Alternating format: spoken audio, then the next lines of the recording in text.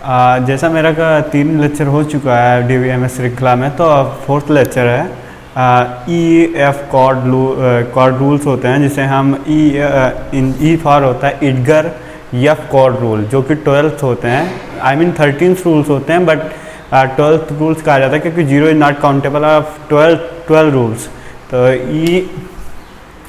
EF Codd rules होता है, ये होते हैं 13, लेकिन काउंटेबल रूल्स कहे जाते हैं 12। EF Codd rules, E for होता है इडगर। ये अब सोचिए EF कॉर्ड रूल्स आया क्यों था। सबसे पहले आप किसी चीज़ को पढ़ते हैं तो उसका ऑब्जेक्ट क्या है ये समझना ज़रूरी है। EF कॉर्ड रूल्स इसलिए आया था कि कोई भी अगर डाटाबेस क्रिएट किया जा रहा है तो उसको मैनेज करने के लिए मिनिमम 12 रूल्स के 5 से 6 रूल्स फॉलो करने चाहिए, जो 12 रूल्स दिए थे EF कॉर्ड रूल्स जिसे कहा जाता है। इसने 12 रूल्स जो दिए थे उसमें फॉलो करना चाहिए मिनिमम 5 से 6, तभी वो डाटाबेस अच्छा माना जाएगा। अगर 12 रूल्स जो हैं वो फॉलो कर लिया गया तो वो बहुत अच्छा डाटाबेस माना जाता है। तो आप चलो, और ये 1985 में इडगर F कॉर्ड नाम वैज्ञानिक ने दिया था, जो कि आपको मैं बताऊं 1985 में ही जब फाइल सिस्टम यूज किया जा रहा था तो डेटाबेस को अच्छा बनाने के लिए DBMS सिस्टम लाने के लिए इन्होंने 12 रूल्स क्रिएट किए थे, क्योंकि अधिकतर अब सारी कंपनियां लाइक EBM और ओरेकल सारी सॉफ्टवेयर कंपनियां इसको फॉलो करती हैं, मैक्सिमम फॉलो करने के लिए कोशिश करती हैं, या फिर नया सॉफ्टवेयर बनाने के लिए इन रूल्स के बारे में अपना बैकएंड क्लियर करके ही करती हैं। चलो मैं डिस्कस करता हूँ EF कॉर्ड रूल्स होते क्या हैं। EF कॉर्ड रूल्स का 0 जो रूल्स होता है, जिसको हम कहते हैं 0 रूल्स नंबर 0, इसे कहा जाता है फाउंडेशन रूल्स।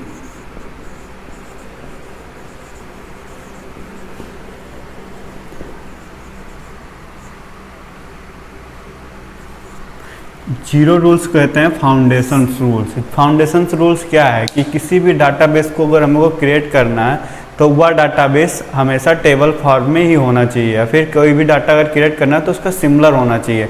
लाइक मुझे एम्प्लॉय की डाटा चाहिए तो वो एम्प्लॉय से ही रिलेट होना चाहिए, ना कि अदर चीज़ों से। आप समझ गए होंगे फाउंडेशन मतलब, जैसे हम फाउंडेशन बैच ज्वाइन करते हैं, आप एच भी ज्वाइन करते हैं, लाइक अगर हमको नीट क्वालिफाई करना है, JEE क्वालिफाई करना है, या फिर अदर एग्जाम से NDA हो गए, उसके लिए फाउंडेशन बैच ज्वाइन करते हैं। इससे मतलब वो फाउंडेशन से ही रिलेटेड चीज़ें पढ़ाई जाती है। ऐसे ही हम आपको बताएंगे फाउंडेशन रूल्स होते हैं, जो कि EF कॉर्ड का पहला रूल्स है। आई होप आप फाउंडेशन रूल्स के बारे में समझ होंगे। इसमें एक कीवर्ड याद कर सकते हैं, सिमिलर। आई होप इसको समझेंगे। सिमिलर जो भी सिमिलर डाटाबेस होंगे उसे फाउंडेशन रूल्स के तहत ही बनाया जाएगा। और किसी भी डाटाबेस को क्रिएट करना है तो उसमें यही आपको बैकएंड तैयार करके रखना है कि EF कॉर्ड रूल्स में फाउंडेशन रूल्स फॉलो होना चाहिए। जैसे कोई UPRTC का अगर डाटाबेस क्रिएट करने के लिए मैंने एक डाटाबेस क्रिएट किया तो उसमें मैं IRTC का डाटाबेस नहीं रख सकता, उसमें हम UPRTC का ही डाटा रखेंगे, उसे फाउंडेशन रूल्स कहेंगे। लाइक अगर आप इसके बारे में थ्योरी लिखना है, whose data is similar calls of foundation rules not a another data, जिसमें केवल सिमिलर डाटा स्टोर होते हैं उसे फाउंडेशन रूल्स कहते हैं।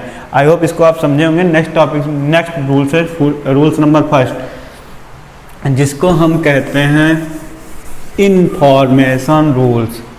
बहुत अच्छा, बहुत सही, इसको रूल्स को समझने अच्छे से कोशिश करिएगा, बहुत इंपॉर्टेंट रूल्स है। यहाँ से हमारा RDBMS का भी टॉपिक बोला जाता है स्टार्ट होगा। इनफॉर्मेशन रूल्स आप देखेंगे अनदर सोर्स से अगर जहाँ पढ़ेंगे आप बहुत ज़्यादा डिस्कस करते हैं अनदर टॉपिक्स को लेकर। ये सब बहुत सिंपल है यार, आप अच्छे से समझ सकते हैं इन्फॉर्मेशन रूल्स क्या है और कैसे समझा जाता है। इन्फॉर्मेशन रूल्स के बारे में बताते हैं। ये RDBMS का टॉपिक है, रिलेशनल डाटाबेस मैनेजमेंट सिस्टम का। यहाँ से मेरा स्टार्ट होता है, इसको समझने की कोशिश करते हैं। जो इन्फॉर्मेशन रूल्स होता है, अगर कोई भी डाटा अगर हमको रखना है तो मैं वो data row and column I mean table form में ही होना चाहिए, उसे इन्फॉर्मेशन रूल्स कहते हैं। अगर RDBMS के तहत अगर हम किसी भी डाटाबेस को क्रिएट करते हैं तो वो एक दूसरे से रिलेटेड होते हैं और हमको उसको टेबल फॉर्म में ही रखा जाता है, उसे हम क्या बोलेंगे, इन्फॉर्मेशन रूल्स या रिलेशनल डाटाबेस मैनेजमेंट सिस्टम आप कह सकते हैं। Information rules, this is the also topic of RDBMS। Who is the information rules follow like a Oracle. This is the industrial rule. Industry में सबसे ज़्यादा यूज होने वाला ये रूल्स है। आई होप इसको समझे होंगे। इन्फॉर्मेशन रूल्स क्या होता है, वो डाटा जो row and columns and table form में स्टोर होते हैं उसे इन्फॉर्मेशन रूल्स कहते हैं। जैसे कि आप इसके कीवर्ड से याद कर सकते हैं, रो, कॉलम, टेबल, इसके कीवर्ड हैं। आप थ्योरी लिखने के लिए ये याद कर सकते हैं। आप बहुत अच्छे से जानकार आदमी हैं, आप समझ रहे होंगे कि ये क्या होता है information rule. Third is the granted access rules.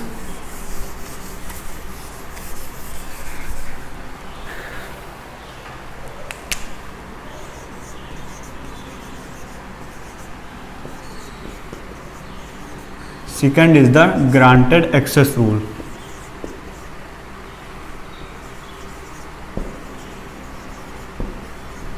Now I discuss about granted access rules. ये क्या होता है granted access rules?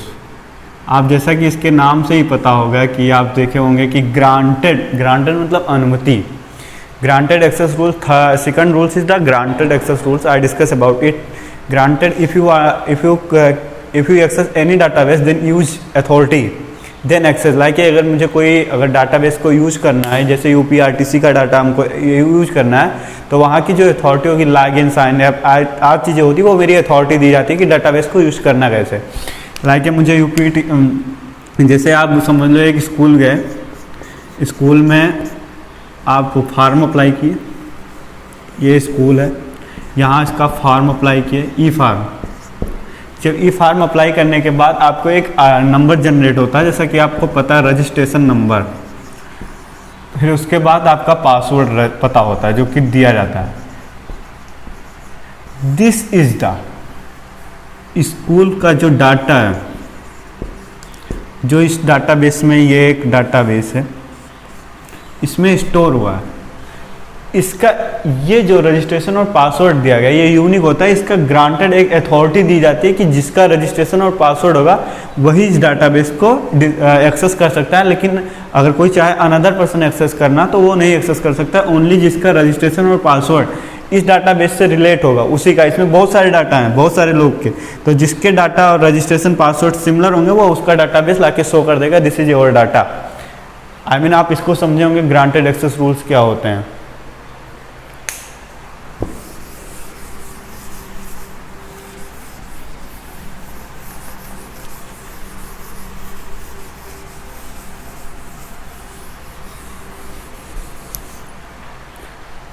Now third is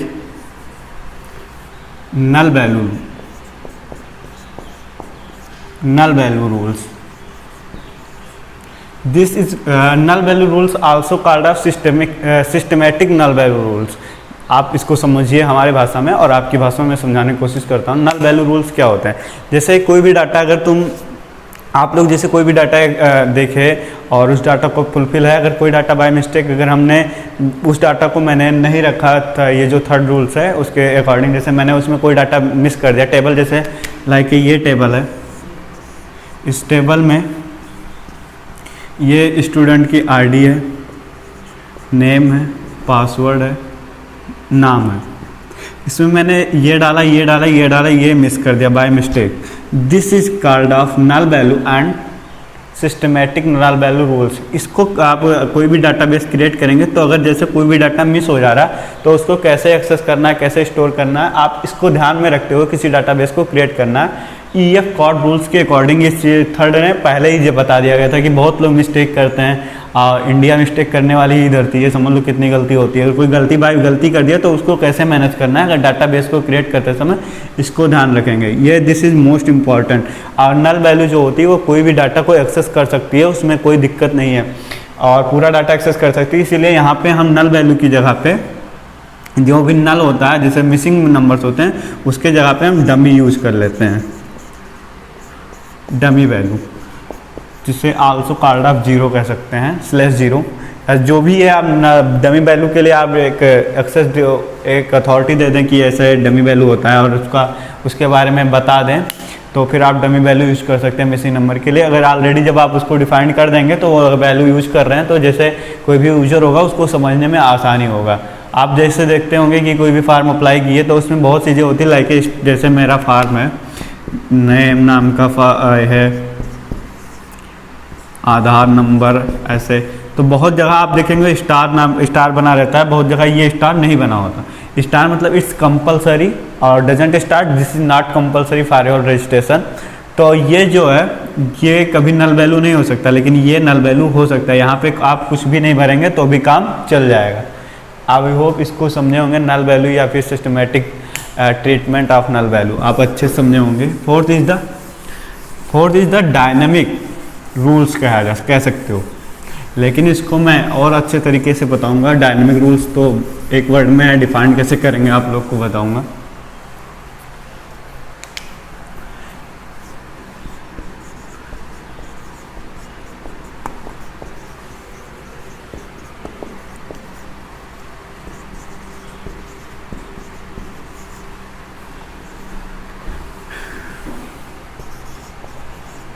बहुत अच्छे समझते जाइए, धीरे धीरे आपको अच्छे से समझेंगे और तभी कुछ हो पाएगा।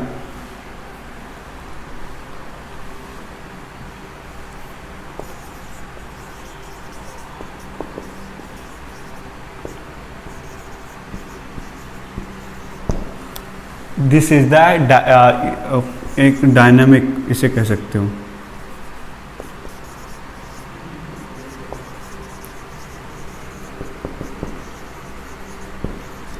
इसे डायनेमिक रूल्स भी कह सकते हो। The active online catalogue based relational model और डायनेमिक रूल्स, इसे हम कैटालॉग ऑनलाइन एक्टिव कैटालॉग भी कहते हैं, या फिर the catalogue online the active online catalogue based on relational model या dynamic rules. This is the fourth rules. इसको मैं कैसे डिफाइन करूँगा आप समझने की कोशिश करिए।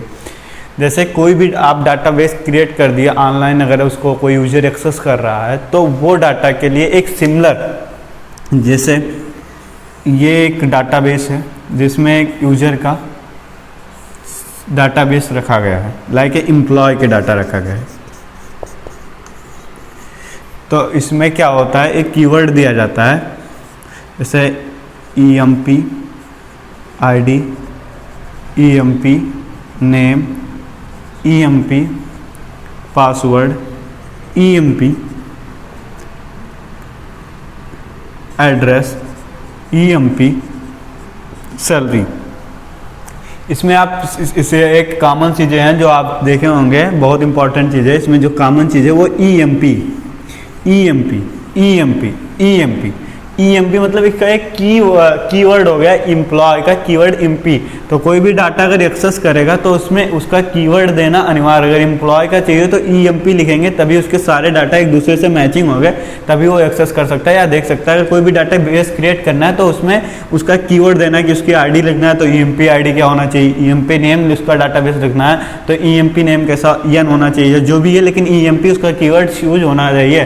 This is the also part of the active online catalogue based of relational model. I hope ये देखो एक दूसरे से रिलेट भी हैं और इसे उसके कीवर्ड द्वारा ही बनाया जा सकता है या एक्सेस किया जा सकता है। आई होप इसको आप समझे होंगे। Now fifth is and most precious and most important rules of EF Codd rules. इसको समझिए और अच्छे से समझिए, क्योंकि आपके एग्ज़ाम के पॉइंट ऑफ व्यू में बहुत अच्छा रूल्स है और आप इसको यूज भी कर सकते हैं। इसे कहा जाता है the comprehensive and sub language rules.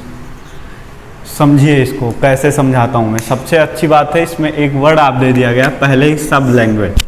जैसे अगर आप कोई भी डाटाबेस अगर क्रिएट कर दिए हैं, लाइक मैंने अपना डाटाबेस बनाया है, तो वो डाटाबेस मैंने SQL में लिखा है, तो उसके एक अनदर लैंग्वेज होना चाहिए जिसको उनसे मॉडिफाइड कर सकते हैं या बनाया जा सकता है। इसीलिए रूल्स दिया गया कि आपको जब डाटाबेस क्रिएट करना है तो उसमें ये चीज़ें केयरफुली रखना है कि वो डाटाबेस हमारा कैसा है, किस, अगर जैसे मेरा डाटाबेस SQL में है तो उसके एक लैंग्वेज होना चाहिए, जो दूसरी लैंग्वेज होना चाहिए जो उसके मतलब उसके मॉडिफाइड के यूज होना चाहिए, या फिर वो लैंग्वेज काम नहीं कर रही तो उस लैंग्वेज के द्वारा आप आगे बढ़ सकते हैं।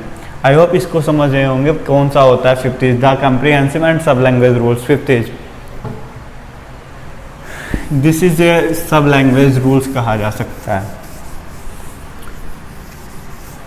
नाउ सिक्स इज मैं छठा रूल्स बताने जा रहा हूँ, ये आप सब लोग जानते भी हैं लेकिन कहना बता दे रहा हूँ। द अपडेटिंग व्यू रूल्स, समझिए आप इसको।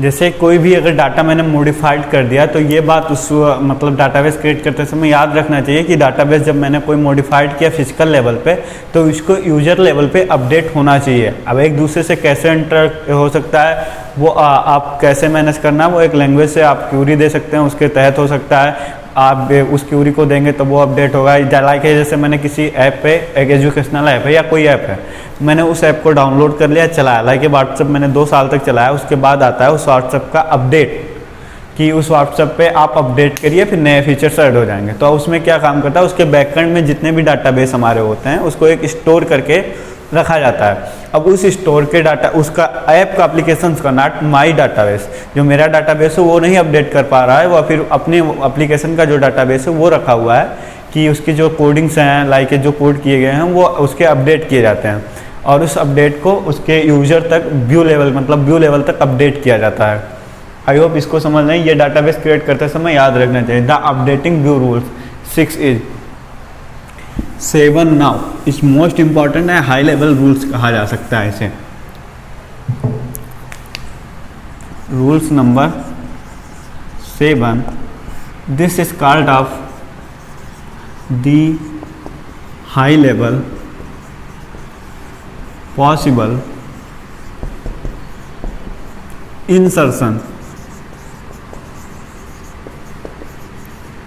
Insertion deletion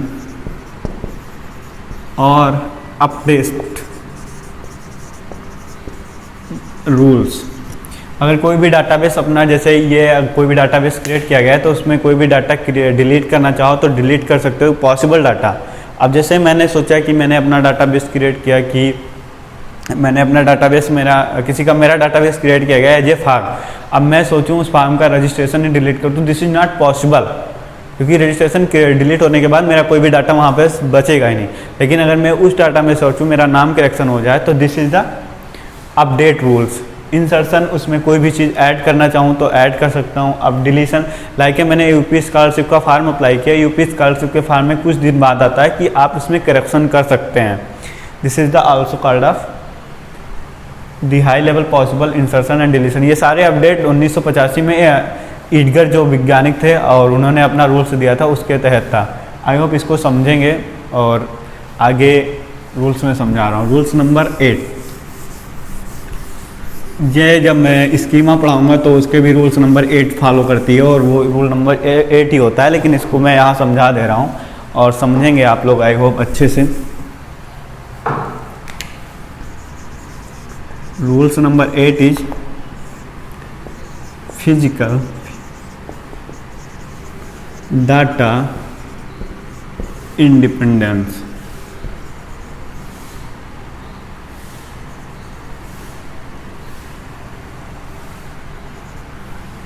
this is most important and previous. इसके 4 रूल्स थे, physical data independent, distribute data independent, logical data independent, integrated data independence. 4 rules हैं जो कि 8 से लेके 8, 9, 10, 11 आप समझाऊंगा मैं। 8 जैसे फिजिकल डाटा इंडिपेंडेंस क्या होता है, जैसे कोई भी डाटाबेस है हमारा, उस डाटाबेस में अगर मैं सोचूं अपने, जैसे मैंने एक बाल्टी में किसी का कुछ रख रखा है, जैसे आम को मैंने एक बाल्टी में रख रखा है, तो आम के स्थान अगर मैं एक्सचेंज करना चाहूँ तो उसके ऊपर जो दिखाई देने वाला है कि जैसे बाल्टी का जो परत होता है, जिस परत तक है उसमें कोई चेंजेस नहीं आना चाहिए। जैसे मैं आपकी लेवल का ही उदाहरण से बता रहा हूँ। जैसे इसमें एक आम रखे हुए हैं, आम है ऐसे रखे हुए हैं, अब इस आम को मैं उठा के यहाँ कर दूँ, इस आम को उठा के यहाँ कर दूँ, इस आम को उठा के यहाँ कर दूँ, तो क्या इसमें कोई चेंजेस आएंगे? नहीं आएंगे। This is the physical data independence. इसको आप समझते हैं डाटाबेस के तौर पे। जैसे यहाँ पे मेरा डाटा लिखा हुआ है, name, address, student name, student address, student contact number, मेरा PR फाइल, कुछ भी लिखा हुआ है। अब इस डाटाबेस को मैं चाहूँ तो यहाँ रख दूँ और यहाँ कर दूँ, यहाँ कर दूँ, तो उसमें कोई भी चेंजेस उसके व्यू लेवल पे नहीं आना चाहिए। This is the called off physical independence rule. I hope इसको समझे होंगे। Now 8 is logical data independence, this is the most previous and most important.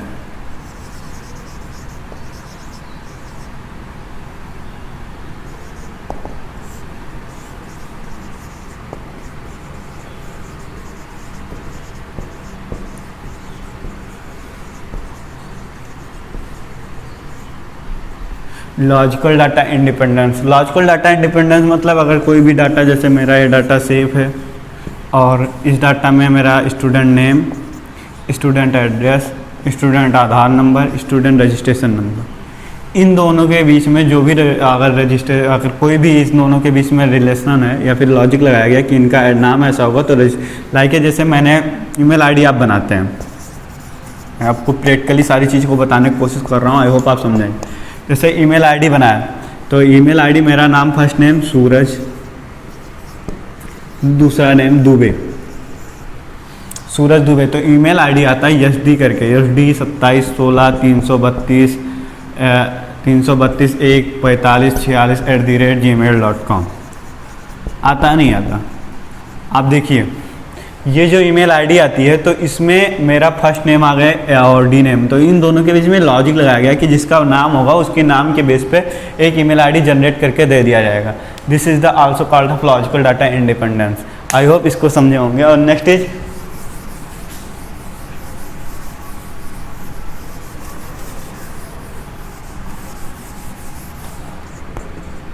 I discuss rules number 8. Rules number 8 are also called as distributive independence rule. Distributive independence rule. Distributed independence rules. अगर कोई भी data, जैसे अगर मेरा कोई database create कर दिया गया और वो डाटा अगर बाहर तक मतलब अगर सारे यूजर तक भेजा गया है, तो उस यूजर तक क्या उसमें कोई भी अगर यूजर अपना, जैसे लाइक मैंने गूगल साइट्स बना रखी है या कोई भी वेबसाइट बना रखी है, तो उसमें जो भी मेरे चेंजेस हो रहे हैं, एडिटेड हो रहे हैं, उससे डाटाबेस पे कोई फर्क नहीं पड़ना आना चाहिए। This is the calls of distributive independence rules. Now is integrative independence rules. Rules number 11।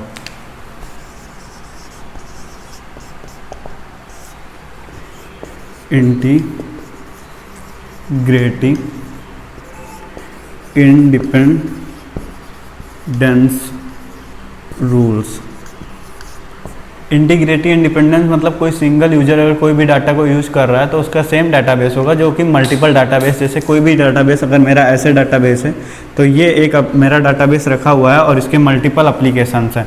ये अब मैं एप्लीकेशन यूज़ कर रहा हूँ, ये यूज़ कर रहे हैं, ये यूज़ कर रहे हैं, ये यूज़ कर रहे हैं, ये यूज़ कर रहे हैं, ये यूज़ कर रहे हैं, तो ये जो डाटाबेस गया है तो सबके पास एक सिमिलर डाटाबेस जा रहा है कि उसी डाटाबेस में सब लोग वर्क कर रहे हैं। ऐसा नहीं कि इस यूजर का अलग डाटाबेस होगा, ये एप्लीकेशन यूज़ कर रहे हैं तो इस एप्लीकेशन का अलग डाटाबेस होगा, ये यूज़ कर रहे हैं तो इसका अलग होगा।